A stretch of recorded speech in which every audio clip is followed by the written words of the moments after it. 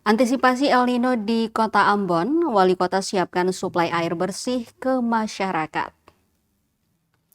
Pemerintah Kota Ambon telah mengantisipasi kedatangan musim El Nino yang diperkirakan akan terjadi dalam beberapa waktu mendatang. Diketahui El Nino dan La Nina adalah dua bentuk perubahan iklim alami di Samudra Pasifik yang berlawanan.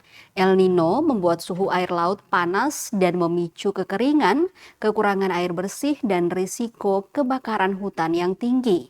Sedangkan La Nina membuat suhu air laut dingin dan memicu hujan lebat.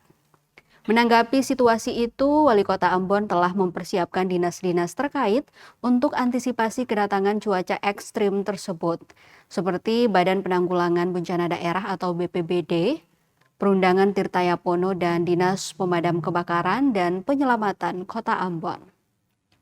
Mereka dipersiapkan untuk penyaluran air bersih dan kebakaran hutan. Bodewin perketat untuk penyaluran air bersih kepada masyarakat. Ia menilai air bersih di Kota Ambon masih cukup rawan. Meski begitu, ia berharap musim tersebut tidak terjadi. Namun apabila harus mengalaminya, maka pihaknya sudah siap untuk mengantisipasinya.